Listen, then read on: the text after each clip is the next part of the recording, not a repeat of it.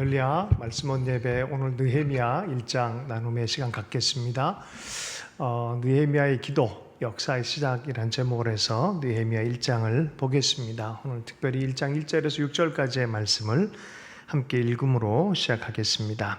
하가랴의 아들 느헤미야의 말이라. 아닥사스다 왕 제20년 기슬로월에 내가 수상궁에 있는데 내 형제들 가운데 하나인 하나니가 두어 사람과 함께 유대에서 내게 이르렀기로 내가 그 사로잡힘을 면하고 남아있는 유다와 예루살렘 사람들의 형편을 물은즉 그들이 내게 이르되 사로잡힘을 면하고 남아있는 자들이 그 지방 거기에서 큰 환난을 당하고 능욕을 받으며 예루살렘 성은 허물어지고 성문들은 불탔다 하는지라. 내가 이 말을 듣고 앉아서 울고 수일 동안 슬퍼하며 하늘의 하나님 앞에 금식하며 기도하여 이르되 하늘의 하나님 여호와 크고 두려우신 하나님이여 주를 사랑하시고 주의 계명을 지키는 자에게 언약을 지키시며 긍휼을 베푸시는 주여 간구하나이다. 이제 종이 주의 종들인 이스라엘 자손을 위하여 주야로 기도하오며 우리 이스라엘 자손이 주께 범죄한 죄들을 자복하오니 주는 귀를 기울이시며 눈을 여시사 종의 기도를 들으시옵소서. 나와 내 아버지의 집이 범죄하여. 느헤미야는 이렇게 시작이 되어집니다. 느헤미야 에스라는 바벨론 포로로 갔고 지금은 바벨론이 무너지고 페르시아 시대예요. 아닥사스다 왕이 다스린 때입니다. 그러니까 우리가 외국으로 이민을 가가지고 이민 2세, 3세 뭐 그 정도쯤으로 생각하면 좋겠습니다. 그런 시즌에 그 제국에서 왕을 섬기는 어떤 일들을 함께 한다는 것은 상당한 노력과 삶의 집중도가 있었고 이 사람은 타인에 의해서 보면 성공한 사람처럼 여겨질 수 있습니다. 그런데 이 느헤미야라는 사람의 마음을 흔들어 놓는 일들이 생깁니다. 자기는 잘 산다고 생각했고 평안할 거라 생각했던 모든 것을 송두리째 뒤흔들어 놓는 역사의 현실을 마주하게 된 것이 바로 2절의 말씀인데요. 예루살렘으로부터 사람이 왔는데 내 형제들 가운데 하나인 하나니가 두어 사람과 함께 유대 땅에서 내게 이르렀기로 내가 그 사로잡힘을 면하고 남아있는 유다와 예루살렘 사람들의 형편을 물은즉 거기는 좀 어떠냐? 그래서 한국은 좀 어떠냐? 이렇게 물어본 거예요. 좋은 얘기를 들을 줄 알았는데 방어체계가 다 무너져가지고 사로잡혀가는 일들이 너무 많고 남아있는 사람들은 그 지방 가운데서 큰 환난을 당하고 능욕을 당하며 예루살렘 성은 거의 다 허물어졌고 성문들은 다 불타버렸다. 군사적인 행정적인 그런 이 강력한 또 안정이 있는 평안의 도시를 상상했는데 조상의 땅, 마음의 고향이 다 허물어진 것들 보게 되어진 거예요. 지금까지는 내가 성공하고 잘 살았다 이런 것에 대해서 만족하기에는 삶 전체에 정직한 변화를 요청하는 너 그렇게 살면 안 돼라는 그런 요청에 대한 강렬한 마음이 있어요. 아픈 마음이 생겼어요. 내가 잘 돼봐야 무슨 의미가 있지 이런 마음도 든 거죠. 마음속에 깊이 들어왔어요. 그래서 4절에 내가 이 말을 듣고 앉아서 울고 수일 동안 슬퍼하며 하늘의 하나님 앞에 금식하며 기도하여. 느헤미야는 영적인 자기인식이 분명했던 사람인 것 같습니다. 특별히 1세, 2세만 돼도 한국말 잊어버리고 한국 정체성 없어지고 이런데 여호와 하나님에 대한 신앙의 자세가 먼저 발동이 되는 거죠. 하나님의 심정으로 이 환경에 대한 해석, 민족에 대한 해석, 자기 해석이 이렇게 들어갑니다. 슬퍼하고 하나님 앞에서 금식하고 기도할 정도로 충격적인 각성을 일으킵니다. 그리고 이렇게 기도합니다. 5절 말씀 이르되 하늘의 하나님 여호와 크고 두려우신 하나님이여 주를 사랑하시고 주의 계명을 지키는 자에게 언약을 지키시며 긍휼을 베푸신 주여 간구하나이다. 신앙의 성숙도는 하나님 이해인데요. 느헤미야는 하나님을 너무나 성경의 하나님을 그대로 마음에 담고 있는 기도를 올려드리는 걸 보게 되어집니다. 하늘의 하나님, 우리 차원을 넘어가는 초월과 전능하신 창조주 하나님, 모든 역사를 다스리시는 하나님, 그 하늘의 하나님께 기도를 하기 시작합니다. 어떤 하나님이요? 크고 두려우신 전능자 하나님, 주를 사랑하고 주의 계명을 지키는 자에게 언약을 지키시며 긍휼을 베푸신 주여. 주님을 사랑하고 주님을 따르고자 하는 그 계명을 지키고자 하는 하나님의 은혜의 언약을 아는 자에게 은혜를 베푸시는 하나님, 그런 소리예요. 언약을 지키는 자에게 그렇게 완벽하다는 소리가 완벽하게 지킨다 이런 소리도 아니에요. 하나님을 경외하고 사랑하고 어떻게 하면 하나님을 바라보려고 하는 그런 자들 가운데 하나님께서 뭘 행하시는 분이라고요? 긍휼을 베푸시는 주여. 점수가 좋아서 세워주는 게 아니에요. 내가 훌륭해 세워주는 게 아니에요. 그 마음이 회복된 자들에게는 무한정의 하나님이 긍휼로 세우시는 하나님, 이걸 아는 거예요. 기도의 근거는 실은 하나님의 긍휼이에요. 긍휼을 이해하는 만큼, 하나님을 이해하는 만큼 우리의 기도는 더 간절하게 드려지게 되는 줄로 믿습니다. 긍휼을 베풀어 주신 주님 간구합니다 라고 하면서 하나님의 긍휼을 기반으로 해서 하나님께 회복을 간청합니다. 하나님이 이렇게 된 것은 우리의 범죄입니다. 영적인 정직하게 보니 이게 다 견적이 나오는 거예요. 이런 문제, 이런 문제로 우리가 참 어려움이 많습니다 라고 올려놓습니다. 우리는 이 느헤미야 1장부터 해서 끝장까지 정말 한 나라가 한 사람의 기도로 시작해서 변화가 일어나는 걸 볼 것이에요. 오늘 1장에 대해서 보는데, 이 나라의 변화, 역사의 변화는 한 사람의 기도로부터 시작이 됐다는 거 잊으면 안 돼요.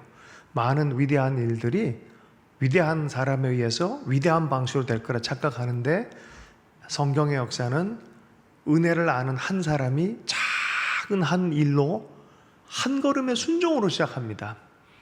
자, 느헤미야도 하나님의 말씀 때문에 기도의 자리부터 시작을 해요. 그리고 그 마음 안에 정직하게 보니 하나님, 이거는 하나님의 기준에도 안 맞고 우리 삶에도 너무 아픔입니다. 돌이켜서 회복되는 것을 원합니다 라고 기도하기 시작합니다. 인생은 가끔 이렇게 중간 지점에 정산이 필요해요. 내가 정말 잘 살고 있나? 나는 하나님 앞에 잘 살고 있나? 우리 민족은 잘 살고 있나? 이렇게 하면 조율의 시간이 있어요. 사실 우리 삶의 시간은 안식일이라고 해서 일주일에 한 번 주님과 조율의 시간, 정산의 시간이에요. 나는 정말 잘 살고 있나? 하나님의 은혜의 마음과 연합해서 살고 있나? 그죠? 또 7년에 한 번씩 안식년, 또 49년 이후에 50년, 희년에는 모든 민족 전체가 정산하면서 조율하면서 균형을 맞추는 거예요. 하나님의 뜻과. 이게 인생이 살아가는 방식이죠. 내 시계와 하나님 시계를 조율을 맞추는 거예요. 정산을 해보니까 이거 문제가 심각하네. 나 혼자만 잘 산다고 착각을 했었네. 성벽은 다 허물어졌는데 나 혼자만 평안하게 살고 있었네. 저기는 내 동포가 눈물을 흘리고 피를 흘리고 있는데 나는 뭐지? 라는 생각이 든 거죠. 기도부터 시작하는 거예요. 하나님 앞에 다시 시작하는, 그리고 하나님 그걸 행하실 것을 믿고 주님 나를 써주십시오라는 그런 간절한 참여가 여기에 있습니다. 그래서 느헤미야 1장을 읽을 때마다 부흥을 간구하는 사람들은 이 마음이 뜨거워져요. 이렇게 시작하는구나. 회개하고 돌이켜야 되는 게 무엇이고 간구해야 되는 게 무엇인지 미리 다 기도를 통해서 우리에게 방법을 보여주고 있어요. 자, 시편 139편 23절 24절에 보면 하나님 나를 살피사 내 마음을 아시며 나를 시험하사 내 뜻을 아십시오. 내게 무슨 악한 행위가 있나 보시고 나를 영원한 길로 인도해 주십시오. 주님, 내 속에 내가 스스로 속이는 거 없게 해주십시오. 내가 맞다고 생각하지만 이중적으로 하는 것이 없게 해주십시오. 내 마음을 살펴주셔서 조금이라도 이중적으로 살지 않게 해주시고 주님의 영원한 길로 걸어갈 만한 그런 존재로 살 수 있게 해주십시오라는 시편의 노래처럼 정직한 대면이 우리를 변화시키는 기초가 되어져요. 엑스레이를 쫙 찍어서 나를 보는 거예요. 우리 민족을 보는 거예요. 역사를 보는 거예요. 그리고 특별히 느헤미야 마음 안에 자기만 잘 사는 삶에 있었다면 이런 마음이 안 들 텐데 공동체 민족의식이 있었어요. 하나님의 나라에 대한 마음이 있었어요. 그러니 나는 왕궁에 있는데 내 나라는 황폐했구나. 냉정하게 살피고 조사를 해보니까 내 삶을 변화시켜야 될 것이 분명하구나. 그때부터 기도합니다. 내가 변화되지 않으면 살아도 고통스럽겠다 싶은 마음이 드는 거예요.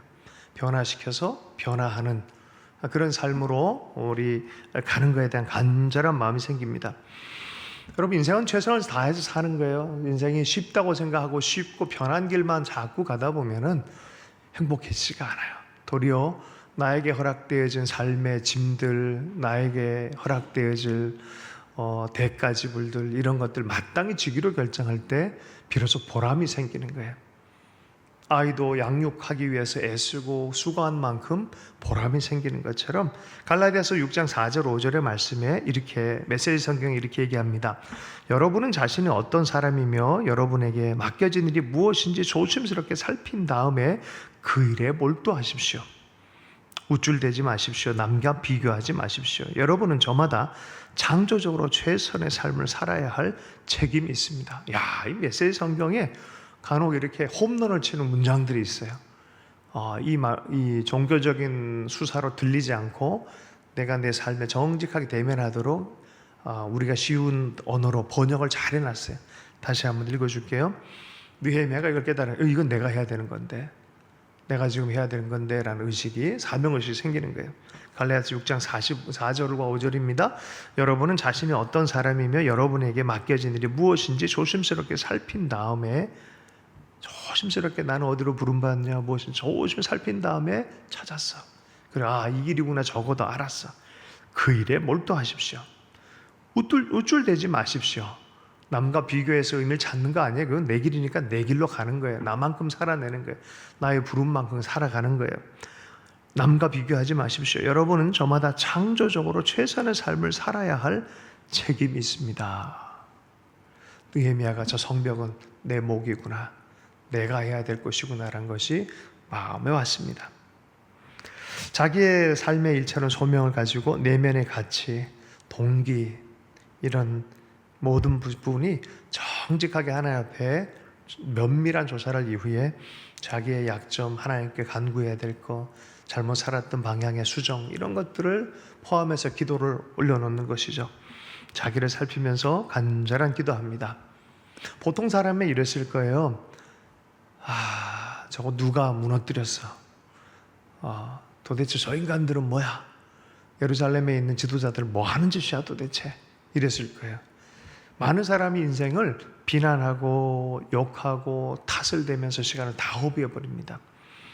쓸데없는 시간 허비가 될 것인데, 그래야만 마음의 자기 양심의 책임적 양심이 숨겨진다고 생각하는 것 같아요. 그래서 계속 비난합니다. 저 사람 때문이야, 뭐 때문이야, 누가 어째서 저째서.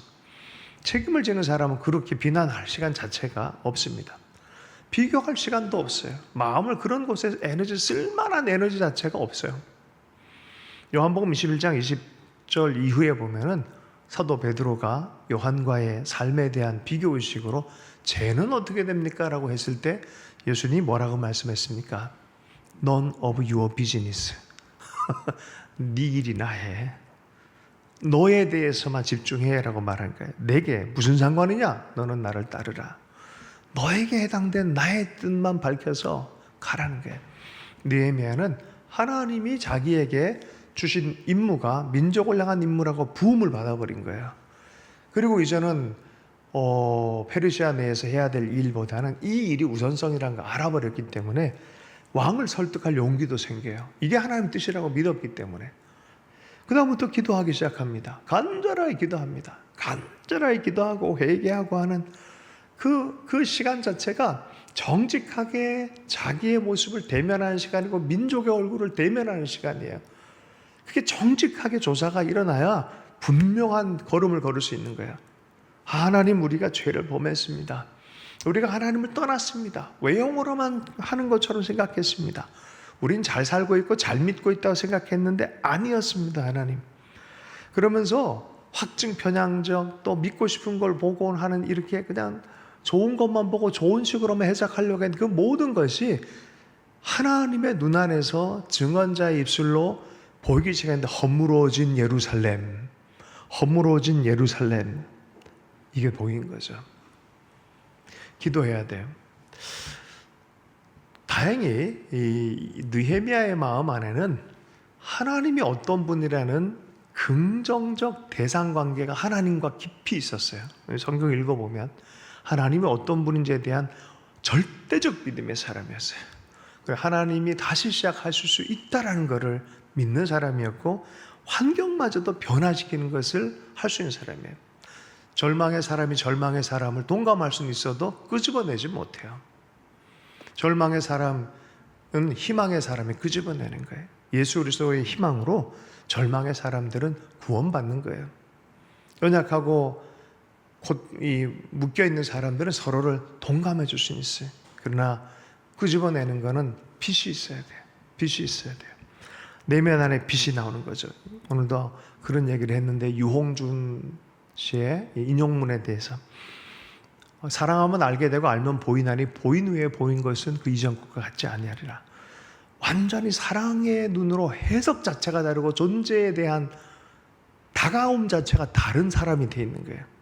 느헤미야는 하나님을 말미암아 현상 자체를 다른 사람과 다르게 해석하고 다른 결단의 태도가 생긴 거예요. 저건 내가 해야 될 목이다, 저건 내가 일으킬 것이다 하는 그런 마음이 듭니다. 여러분, 이건 마음의 훈련이죠.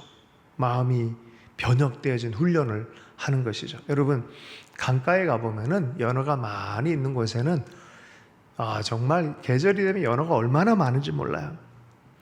흐르는 강물, 깨끗한 강물에 보면 연어가 막 올라갑니다. 연어철이니까. 여러분, 우리 인생에도 은혜는 너무나 많이 있습니다. 너무나 많은 연어의 은혜라는 연어가 많이 있어요. 그러나 은혜가 있으면 뭐합니까? 은혜를 길러내야 될 기술이 없는데, 마음에 기술이 없는데, 느헤미야는 그 기술을 갖고 있었어요. 하나님 앞에 어떻게 낚시를 잘 던져야 되는지를 알고 있어요. 기도를 어떻게 해야 되는지 알고 있어요. 쫙 던져서 은혜를 길러내는 그 기술이 있었어요. 은혜를 낚아올리는 기술이 있었어요. 어떻게 보면 은혜와 진리, 그런데 진리가 있어야 은혜가 이렇게 길러지는 거예요. 진실하게 대면하는 진리, 내가 누구고 상황은 어떻고 일은 어떻고 하는 진실한 정직한 대면, 냉철하게 조사할 용기, 이런 것 안에 은혜가 은혜되게 하는 그런 것이 있습니다. 보면은 그랬죠. 하나님 긍휼을 베풀어 주신 하나님, 이거죠. 그리고 기도했죠. 인정했죠. 많은 사람들이 인정 안 하고 하나님도 외면해버리고 비난만 하고 자기 살 길만 쫓아가고, 그런 사람들에게는 이러한 것이 잡혀지지가 않아요. 하나님께 주십니다. 이룰 수 없는 꿈을 계속 강하게 주십니다. 네가 세워라. 무너진 교회를 세워라. 무너진 성벽을 세워라. 네가 해라. 이룰 수 없는 꿈을 꾸고, 돈키호테 아니겠습니까? 여러분, 정상적인 사람의 이 느헤미야의 행동은 돈키호테 같아요. 이룰 수 없는 꿈을 꾸는 사람처럼 보입니다. 그리고 그런 일들을 일상 안에서 자기 멋대로 살다가 해본 사람들은 그 해봤자 뭐 아무것도 안 돼라고 말합니다. 베드로도 그랬어요. 내가 잡은 게 없지만은 주님 하신 말씀에 의지해서 내가 던져보겠습니다 라고 얘기를 해요. 실존주의자와 하나님 믿는 사람들이 같아 보이지만 다른 포인트가 여기에요. 내일은 해일에 태양이 뜨니까 한번 해보자, 희망을 연습하자라고 말하는 것과 주님이 말씀하셨다라고 하면서 시도하는 사람과는 겉모양은 똑같아 보여요. 근데 달라요. 하나님과 하나님의 말씀으로 시작한 일이 되어지기 시작합니다. 간구하고 기도했어요. 이 사람은 꿈만 꾸고 엉뚱한 사람이 아니었어요. 꿈을 꾸고 기도했더니 실제적인 변화가 그때 일어났어요. 마침내 술관원이 되었더라. 그 전까지는 청와대에서 일하던 그냥 말단 사원이었는데 행정비서관이 돼버린 거예요. 대통령과 함께 대화하는 사람이 권위가 더 생겨요. 그리고 또 기도합니다. 그때 몇 개월을 또 기도하니까 왕과 대화 도중에 놀랍게 할렐루야, 예루살렘 성에 파견받아서 고치신 길 여깁니다. 꿈과 비전과 실제가 기도를 통해서 점점 접점을 마련하고 있는 변화를 일으킨 기도, 변화를 일으킨 삶으로 인도함 받는 것입니다. 여러분, 인생은 이래 사나 저래 사나 쉽게 살려고 그래도 회피하면서 쉽게 살아도 고통이 따라와요. 인생은 고통이에요. 자, 그러면 구원과 하나님의 나라의 일을 섬기면 고통이 없습니까? 그것도 고통이 있어요. 그걸 구원의 고통이라 그래요. 회피의 고통이 있고, 회피해서 일본의 순사 부역하며 살고 이랬던 사람은 행복할까요? 마음속에 한쪽엔 되게 고통스러운 게 있을 거예요. 회피의 고통도 있고요, 구원의 고통도 있어요. 어떻게 보면 인생은 하드 캐리예요. 짐지며 가는 거예요. 근데 하나님의 뜻을 따랐다 하나님의 뜻을 주고 가는 고통이 훨씬 낫지 않겠습니까? 느헤미야는 말씀을 알았고 하나님 앞에 겸손했습니다. 그리고 자기 합리화나 민족에 대해서 합리화하거나 탓을 돌리거나 비난 게임을 하지 않았어요. 모든 걸 하나님의 눈앞에서 그대로 인정하고 하나님의 권위를 인정하고 구원이 필요하다고 요청하고 기도하기 시작합니다. 기도할 때 전능하신 하나님을 믿었고 그분의 긍휼을 믿었기 때문에 하나님의 능력이면 다시 시작할 수 있고, 우리가 별로 잘한 거 하나도 없지만 주의 긍휼이면 다시 그 긍휼함을 얻어서 일어날 수 있다는 확신을 가지고 있었던 사람입니다. 한마디로 하면 은혜 경험이 많은 사람이에요. 은혜를 길러내는 기술을 진짜 제대로 체득한 사람이었던 것입니다. 그리고 하나님의 부르심을 구체화한 다음에 꿈의 사람으로 점점점 실제의 사람으로 변하기 시작합니다. 여러분의 무너진 성벽은 무엇입니까? 여러분이 해야 될 하나님의 부르심은 무엇입니까? 흔들리지 않고 피는 꽃이 어디 있냐라는 말처럼 흔들림의 이유는 심지가 굳게 되기 위해서 흔들리는 거예요. 뽑히기 위해서 흔들리는 거 아니에요. 우리는 심지가 굳어지기 위해서 흔들리는 거예요. 흔들릴 수 있어요. 그러나 흔들리는 거 정당화해서는 안 돼요. 네, 흔들릴 수 있어요. 그러니까 우리는 뿌리 내리기 위해서 폭풍이 있을 수 있어요. 그냥 폭풍 중에서 예수 그리스도를 발견하는 것이 또 예수님으로 말미암아 통과하는 것이 주의 뜻이에요. 인생은 어떻게 보면 하드 캐리. 짐지고 통과하고 내가 이거 해야 되는 일이 있다면은 그 시도하는 것이죠. 네. 사명의 사람이 되기를 축복합니다. 그냥 던져진 삶, 내가 누리는 삶이 아니라 하나님의 뜻과 타자를 향해 섬길 사람들을 발견하는 것, 어떻게 보면 죽을 자를 발견한 사람들은 행복한 사람이에요. 여기는 어떤 행복이 있냐면 예수 그리스도께 자기의 고귀하게 숨겨뒀던 예금 저축 통장 같은 향유를 부어드린 여인 같아요. 인생은 부어드리지 않아도요, 인생은 늙고요, 부패해요. 그러니까 좋은 것이 있을 때 부어드린 것이 얼마나 행복한지 아는 사람만 이것을 부어드리고 맞닥뜨리고 헌신하기 시작합니다. 불가능한 것을 꿈꾸는 것도 여기서 시작해요. 기회, 시간을 드리는 것, 행복한 시간을 하나님이 행복한 시간으로, 민족의 행복한 시간으로 꿈꾸면서 가는 그런 시간을, 내 행복한 시간을 내놓으면서 그렇게 꿈꾸기 시작합니다. 기도 중에 꿈이 더 구체화가 되어집니다. 하나님에 이끌려서 공동체를 설득할 힘도 여기에서 나오기 시작합니다. 온갖 난관을 극복한 지도자라서 결국 성벽을 짓고 부흥을 일으키는 정말 지도자. 그건 자기의 변화부터 시작하기로 결정한 내면의 변화로부터 시작됐고, 그 변화는 기도의 자리입니다. 오늘 우리의 일상의 기도가 이런 변화를 일으키는 기도가 되면 좋겠습니다. 하나님의 뜻이라면 자기를 변화시키는 참된 기도의 사람, 제자가 되기를 축복합니다. 주신 말씀 붙들고 잠시 기도합니다.